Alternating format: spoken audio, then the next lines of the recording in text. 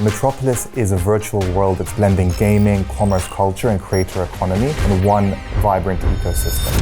We have two core products at the moment, Metropolis X, Metropolis World. Metropolis X is an avatar builder meets marketplace. Your avatar will actually unlock real-world products, content, experiences from amazing brands and creators. And then Metropolis World is an ecosystem like a virtual city that allows you to engage with creator-led and creator-fueled quests. What makes you different from a bunch of people that have tried to do this? We identified that creators need a way to monetize. So as an example, we have a young sunglass designer. He's had a hard time selling them in stores. So with us, you buy the sunglasses for your avatar, and that then unlocks the real one that gets delivered to your homes. But then that avatar can be used in different environments, whether that's a game, a social media filter on Instagram or TikTok. So now there's a dual functionality to this creation. It's a deeper experience, but it's not an experience that's miles away. You're getting to it in one click.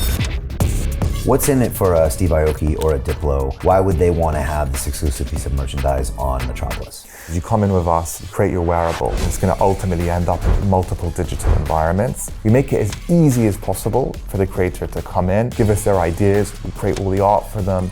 We want them to feel like they're just part of the creative process and we take care of all the nitty-gritty. What do you think Metropolis looks like in 5 years? Ultimately, of course, I want the business to be sustainable, have a strong business model, and just grow and scale and have those legs and those revenues. We have the ability to build these products and make the content rich.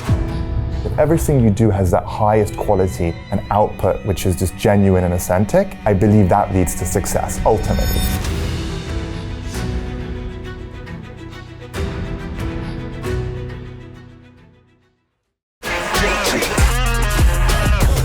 Hey, I know investing in crypto is scary. It takes a real leap of faith because there are so many scams, rug pulls, and bad actors out there. It's a dangerous business, which is why 95% of people lose all their money. Well, that's why I created the London Real Investment Club, so you can access the hottest deals on the planet and use the crypto bull market to create the generational wealth that you deserve. Join my team of over 100 people from around the world that are making millions of dollars behind the scenes investing in blockchain, AI, Web3 games, DeFi, Bitcoin, and more. Don't miss out. Click the link below to book a call with one of my team now. But hurry, this bull market will end soon. I know investing in crypto can be scary. That's why you gotta join the investment club. Pull the trigger. Let's do this.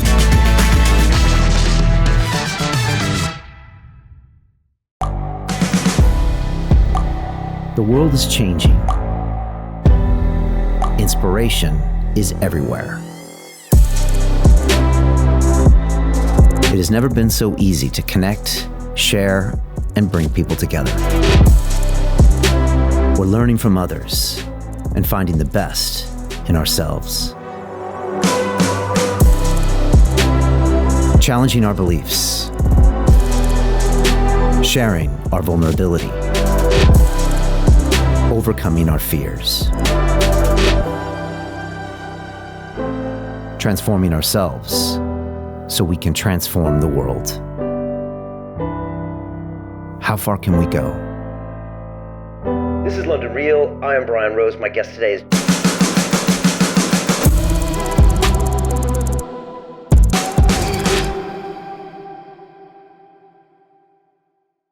This is London Real. I am Brian Rose. My guest today is Rashid Ajami, the former music producer, entrepreneur, and Web3 pioneer. You are the co-founder and CEO of Metropolis, a cutting-edge digital platform where commerce, gaming, social-fi, art, and culture converge into a 360-degree immersive experience. Metropolis is redefining the way we engage with digital worlds through AI, VR, and AR, creating personalized interactions and true ownership of digital assets.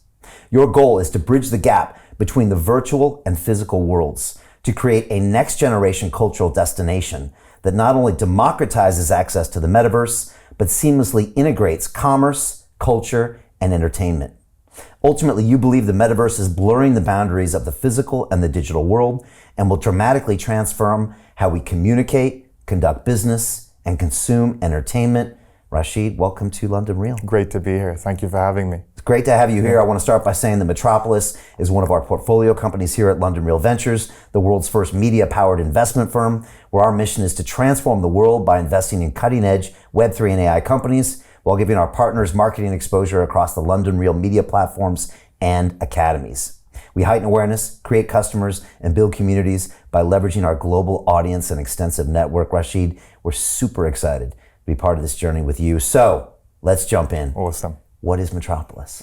Thank you for having me. Really excited, and for the support, the investment, all of that. So Metropolis is a virtual world that's blending gaming, commerce, culture, and creator economy in one vibrant ecosystem.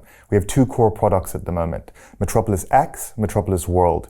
Metropolis X is an avatar builder meets marketplace, where you can essentially shop using your digital identity. So your avatar will actually unlock real world products, content, experiences from amazing brands and creators. We have 400 plus already on the platform.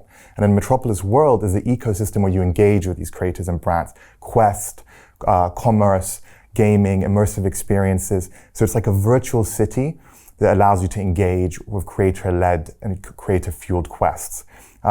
What's amazing and different for us compared to what's out there right now is we're focused on digi-physical. This is bringing the digital and the physical together. We believe that your tangible experiences need to link with your virtual experiences. And the other piece is we're building a brand for Metropolis. So we have characters, stories, lore, IP. It's about actually creating this soul into the metaverse, essentially, with that. We have our characters. When you look at Star Wars, Harry Potter, these are story-led worlds. And so we believe that's very important for the success of this new virtual age. Yeah, the first question I have is, what makes you different from a bunch of people that have tried to do this? Because a lot of people tried and they gave up, or they tried and they failed. You guys have had some success. And so I'm kind of curious, I'm sure a lot of people are, is how you've had that success. And you think it's because probably the things you just said. First of all, you don't just have this generic metaverse that people can plug into. It actually is a specific place with a specific story. Yes. Right? A pretty cool futuristic story with, 6 meteors and things like that, 100%. happening, which I want to hear about. But also you have real partnerships where things are happening with the digital and the physical world as well. Maybe we start there. Yeah. Because I think a lot of people still don't understand the metaverse or understand how they're going to play in there. What's a good example of somebody who can have that digital physical interaction in Metropolis? Totally. So because our background very much was this Web 2 background, we're creators. We wanted to think about what would a creator want from this virtual environment. So as an example, we have a young sunglass designer that's done these incredible limited edition sunglasses in Japan. And he's had a hard time selling them in stores, like going to the stores, trying to get them out. It's a difficult job to do. So with us, imagine you get the avatar, you buy the sunglasses for your avatar, and that then unlocks the real one that gets delivered to your home. So now you've purchased your glasses, they're delivered to you, but then that avatar can be used in different environments, whether that's a game, a social media filter on Instagram or TikTok, VR, AR. So now there's a dual functionality to this creation of the creator, basically. That to us is something that actually makes sense, especially for the younger generation, because you buy those sunglasses, you wear them down the street, and then you have your filter on TikTok, you take them into the Fortnite game. That's the vision we see, how this thing really blends seamlessly. Okay, and that's actually working on your platform? That's coming very soon. So that's what's been like under the hood, that everyone talks about this interoperability, but we've actually found a way to really structure this so that it's seamless. Because right now with the blockchain side, it's quite complicated for a lot of people. For us, we believe in creating like an Apple-focused product where it's simple, it's easy, it's usable, and that's how everything we've done, to date has been very seamless, like the seamless product interface, essentially. Okay, well, let's talk about that, because people have gone back and forth between this Web 2 interface, this Web 3 interface, and you've been working on this for years. And so I think in the beginning days and the bullish markets of 2020 and 2021, I think the crypto world said, guess what? Everyone's going to come into Web 3. They're going to get a wallet on MetaMask, and they're going to plug it in, and they're going to do this and do that, and away we go. And then maybe because the bull market cooled down, but not enough people learned about Web 3, and that ended up being a barrier to people entering this world, right? Yes. And so people rethought things, I'm sure you did as well, and thought, well, wait a second. maybe we don't have to force them to learn Web3, but they can still get the benefits of Web3. That's exactly how we see it. For us, the Web3 aspects are the technology behind the experience, but the experience should lead the technology. So we started with the content, the creators, the stories, the IP ultimately. And then from that, we learned what is the technology that can support and empower this.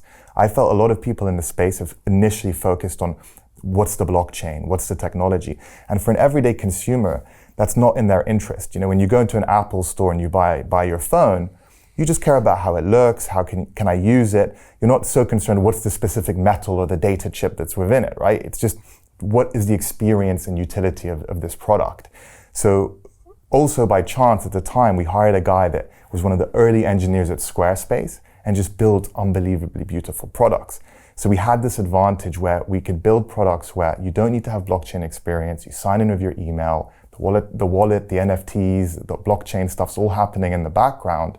And your experience is that with just a tangible product that you would understand how to use. I think that's so critical with this whole space. Has anyone got that right in Web3? Or do they struggle a little bit to have that so seamlessly? I found that that's the biggest thing right now that prevents adoption in the space.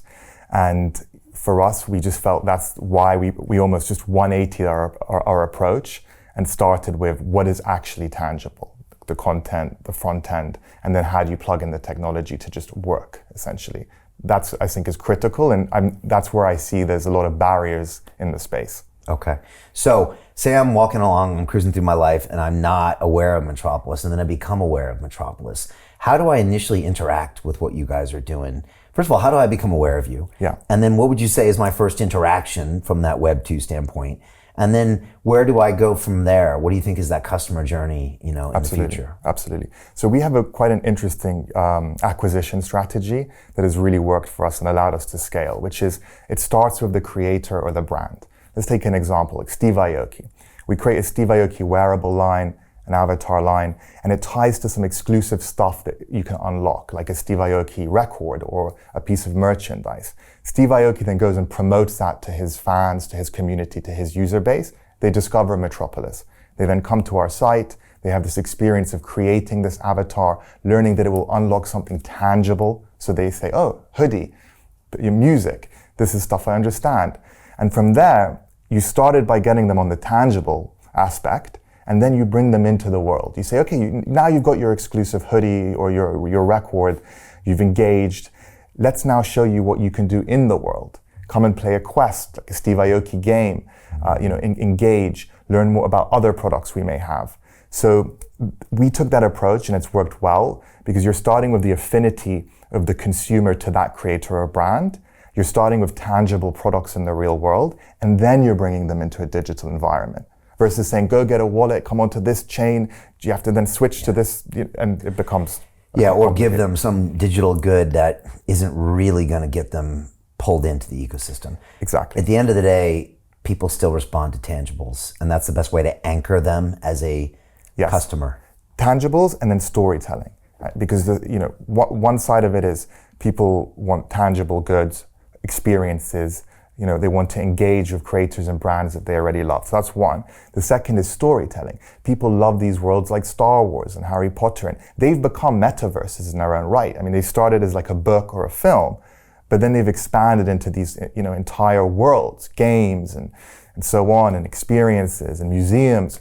But that's all started, at the heart of that is an emotional tie to a story. Yeah. And that's actually the reason Metropolis was started, was me as a musician. I was looking at the space, looking at how I can create, NFTs for my music, do audio visual stuff. And in diving into these communities, I felt there's no real depth to the storytelling. So then I brought, my sister on board, Rania, who's like just a master storyteller. And we realized there's an opportunity to really build a world here that has a story around it. And that's essentially how it was born. Okay, so if you kick us back to 21 and a lot of these NFT collections that we're dropping here and there, you had 10,000 versions. Exactly. But there was no story, right? I mean, Bored Ape kind of had a story, but it didn't really have a well-developed story. I found out later that the Bored Ape Yacht Club was a bunch of Bored Apes that had made so much money in crypto they didn't know what to do. But no one ever articulated that to me. So I didn't really know the story there. So you're saying it was really light on storytelling and really heavy on probably bull market, Web3. Yeah. And then the fact it was the first time you could, I guess, own a piece of digital property and show provenance and stuff. Exactly. But they could have taken it further with the storytelling. Yeah, storytelling and the aesthetic. And that's why we endured on ourselves to basically, the whole first city that we have, every property is unique. It's totally non-generative. And some people say, is that AI? And like, how did you create that? But we had an artist single-handedly create every single property in that city. Then our storytelling team essentially created the narratives for every single property as well as just the world. And we just wanted us to take it to the next level. And that's just something that we've always believed in, which is just take everything we do to the next level. Let the product be next level. Let the visuals be next level, because ultimately that quality over time will shine through. And yes, there may be times when the markets are bad and things change and you have to adapt. But if everything you do has that highest quality and output, which is just genuine and authentic, I believe that leads to success ultimately. And one of the biggest things we talk about as a company just through the ups and downs in the crypto market is brick by brick. As long as you go brick by brick and then have the agility to find opportunities, you will eventually reach, the end point. Well, there's no end point, but the goal and the North Star and that success. And that's how we basically approached it. That's a good philosophy, especially in the crypto world. Yeah. They say if you never quit, you'll always win. Yeah, exactly. I actually believe that's true. There's some people that might argue, but I believe that's true. So then can we talk a little bit about the story of Metropolis? What is the storytelling there? What's happening there? What draws people into this world? Yeah, so I think for Rania, who's really the powerhouse on the creative side, she wanted to find a way to create a city that had elements of reality, but then takes you into a surreal environment. So, you have your donut shop, but then it has this interesting character that's kind of otherworldly that runs the donut shop, for example. So it's this blending of things that are tangible to people, like a real city, different districts, and you have the lower depth district that's maybe a bit more seedy, and then the futuristic high-rise area. So we kind of pulled out of like real world cities and then added this fantastical element around it, basically. And the idea is that every city we release will have a different theme based on elements, even potentially based on sectors. So it becomes quite ever expanding in terms of how we evolve the product, basically. Okay. Why Metropolis? Why is it city-based? I'm kind of curious. For us, I think it's because cities are like the melting pots of the world where collaboration, connectivity occur. Commerce, that's another just big piece of what we're doing. Creators, art, music. You typically find that cities can be melting pots for these types of things, and there's energy in certain cities, right? So we just wanted to play on that. We wanted to, create these melting pots like the real world cities of London, New York, whatever it might be, and virtualize that, but still without losing the soul of tying it back to the real world, of course. And so what is Metropolis mostly like? London, New York, Dubai, Blade Runner? I would say Japan. Okay. Because it's Miyazaki style art. It's very much this anime, this initial city is very anime based. And when we first started, actually, we were thinking this could be like displayed in an art gallery. And one of our investors is actually the chairman of the Tate, Roland Rudd, like amazing guy. And, he took to the art. We have this guy, Roger Bevan, who's like a leading art advisor. He came into the project. We were showing it to all the galleries. So there is an art play. I mean, for us, we want to do pop-ups in cities where you come in, you can see these immersive experiences. We want to get into art galleries. The idea is to eventually expand across these verticals, but it's all leading back to one centralized city and environment that's a collective of amazing people coming together. Okay. What have we learned about metaverses in the last couple of years? Also, we both just got back from Singapore. And what did you feel is the current vibe of the market? And what are people ready for, do you think, over the next couple of years? I feel that there's always this fight in the Web3 space around the speculative nature of the market, and then there's like the actual product development of the market. And as a founder, you have to navigate both of these things, because you have 50% of the people looking at your project saying, is this a project that will have multiple, X's on its token? And then you have other people saying, will this project essentially change the way people engage with technology? And these are very different strategies. And we have to learn to kind of play both strategies ultimately as a founder in Web3. But to answer your question, I think the metaverse narrative, it can't really die because it's just happening, right? Like AI and the way games are developing, the way kids are spending time in environments like Roblox and Fortnite. You know, I know from Ranya's kids, like their social life, a lot of it is in environments like Roblox, which is like a metaverse, right? So it's inevitable that this is the move that's happening. Apple's doing stuff like Apple Vision Pro and so on. So it goes back to the brick by brick, which is you have to run a marathon and not a sprint, but then still, you know, be agile to the trends in the short term as well. And that's how we approach Metropolis, right? It's just systematically seeing this direction and trend and building it, starting from the tangible, these real world products, to the content, to the IP, to then the interoperability that I was mentioning to you. It's just systematically building these layers that will tip at one point. That's how I see it. Everything will tip and then it will just spread very, very aggressively. Yeah, look, you make a great point about the metaverse. A lot of our teaching environments and even our investing environments, I do on Zoom. And I always used to tell everybody there, I'm like, this is a metaverse. Like, you know, what do you think we're doing here? This is a metaverse. And my boys are 7 and 8, and they're definitely into the Roblox metaverse. And like, they were here last night, and I finished up one of my calls, and I come out, and I'm like, I'm starting to tell, okay, we got to get ready to go. And I'm like, is Daniel listening to us? Because that's their friend who's on FaceTime while they play Roblox. Exactly. Right? So they're hanging out with him, and I don't remember who I'm talking to, you know, when I'm talking to them. And so that's their world. They are fully immersed in the digital world. The person I know that owns the most digital assets in the world is my 7-year-old son, right? And he's so comfortable with it. And I'm slowly starting to teach him a little bit about crypto. When he gets that under his head, then he'll be a beast. But Absolutely. He is so comfortable with that. That's just a huge part of his world. That's how he learns. That's how he negotiates. It's everything. But we saw some of the earlier metaverses like Sandbox. Okay, we're going to build a sandbox. Everyone's going to come out and hang out and play. And it didn't happen. Agreed. The way that they said it was going to happen. So I guess you're right. We're in these kind of two places where it's, first of all, we're all in the metaverse to a certain extent. Yes.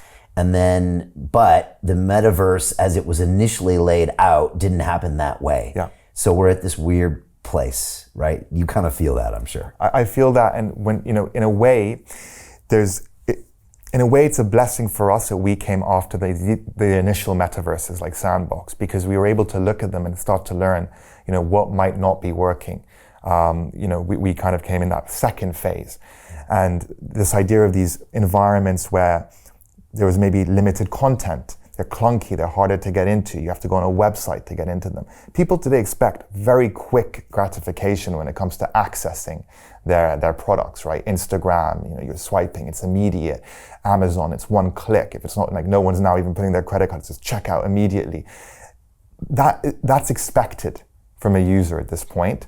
So when you apply that to a virtual environment or a metaverse, it needs to have that similar structure in terms of how people can get in and engage with these products. That's why we went almost Web 2.5. We said, look, let's ease our way. We didn't go and rush to build a big virtual world. And a lot of our community, they actually pushed back on that in the early days and said, well, where's the world? Where's the world? And I had to really explain, well, look, if we just go now and spend all our capital building out another just virtual room type world, we're just going to end up, you know, without the traction. Yeah. We have to do this in the right way, which is starting with the tangible, starting with the content, shaping the product based on that. And when you see what's coming out, I mean, the teasers we have of how that's coming about, I do feel this will have that scalability and that possibility. Okay. How do I interact with your world? Is it mobile? So right now it's web, but highly like mobile friendly, but we're moving mobile. The idea would be that let's say you have for London Real an environment in our city that on your Instagram in one click someone can enter that environment, and it's now just a deeper experience than the Instagram page. It's an experience where someone may play a game that's linked to what you're doing, or there's some sort of meditation that will guide you that you want people to go through, or whatever it might be. It's a deeper experience, but it's not an experience that's miles away. You're getting to it in one click, and we're taking that approach, right? It goes to brick by brick. It's just step by step. You need to bring people in. And then eventually, you could create a Grand Theft Auto type world and build $100 million game. And that might be the approach, but it might not be the approach. Okay. And that's how we How see hard it. is it to do like one click from Instagram to go into a world? We're building it in a way it's doable. Okay. Because it's like these, we call them property hubs. And these property hubs, we call them the Squarespace of the metaverse. It's this environment where you can come in and add your music, you can add your feeds, you can have a commerce shop integrated. It's easy and seamless. Like what Squarespace did to building websites, we want to do it to the metaverse, basically. And that's the transformation that I feel is necessary. And you have people building games, building virtual worlds. That's all great, and it will evolve. But to us, it's this plug and play, seamless way to create these environments, to create quests, to create games that are fun, easy, and tie back to tangible products. And that is the winning formula around how this could work. At least we think it's the winning formula. Okay. And commerce is really important to you. Yes. Always has been. Yes. Why? Because we feel that creators are struggling to monetize across multiple industries. Like I know as a musician, I make music and have signed it to some amazing record labels like Ministry of Sound and Unity. These are like top labels. But I get my royalty statement and it's maybe $50 a quarter. So making money from music and from the arts and from film is getting harder and harder. So we identified that creators need a way to monetize. They need a way to monetize and market. So the commerce aspect to us is integral to support these creators and brands, to find new ways to monetize and to have new ways to engage audiences. So that's where this hub concept comes in, where as a creator, I can create a merchandise that's digital, that's physical, that supports what I'm doing, that unlocks a record. That's what we're trying to do. Also, like people always forget, commerce is a form of human communication. Yeah. In a big way. That's why like peer-to-peer transactions and payments is so important. I mean, you could even argue that all human interaction is commerce, Exactly. I mean, also as humans, we're very transactional. People don't want to admit that they are super transactional. Every relationship is based on transactions. Exactly. Right? Some subtle, some unsaid, but it's all transactional somehow, right? 100%. 100%. Now you've had some big numbers that you've racked up recently, and these are probably grown, but like, 1.5 million in revenue, 250,000 users on the platform, 150 plus KOLs, 400 plus signed partnerships. Yeah. Those are big numbers. Yeah. The way we did it was when we first started, we focused on getting a few really amazing names on board. And we went for the cool creators, not the big brands, but the individual creators that we feel are really cool, like the musicians like Diplo or Steve Aoki and these types. Fashion designers like Christian Cohen, people that are individual but have a strong community. Once we got them on board, we started to just build a momentum. The first 5 are the hardest. That was the hardest. Yeah, how do you close them? Does your music background help? It helped. We had some luck that the aesthetic of the project drew in some great people that had this good network. And so it was just this like 3-4 months of just pitching to the managers of each of these artists, and then eventually to the artists. And the first few were very difficult, but I could feel they sensed a good energy around Metropolis. They sensed the aesthetic was nice, it was unique, it was high quality.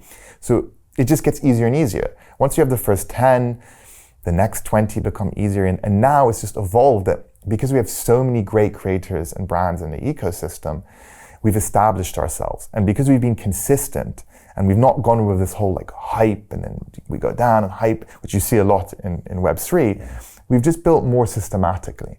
And it doesn't mean that we won't, let's say when we launch a token, as I bring the KOLs and do that. We understand it's part of it, and that is it's kind of a part of what you need to do. But it doesn't mean that just ultimately we're still building this systematic approach to the business. Okay. Yeah, it's a great model. It's actually kind of how we built London Real, because we would get a famous guest on, we'd publish their episode, their fans would watch it. Oh, what's London Real?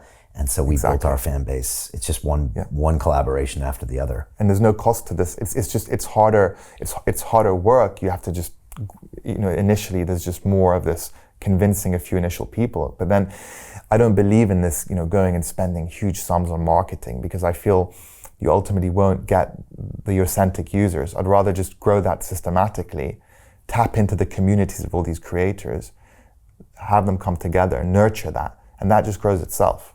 What's in it for a Steve Aoki or a Diplo why would they want to have this exclusive piece of merchandise on Metropolis?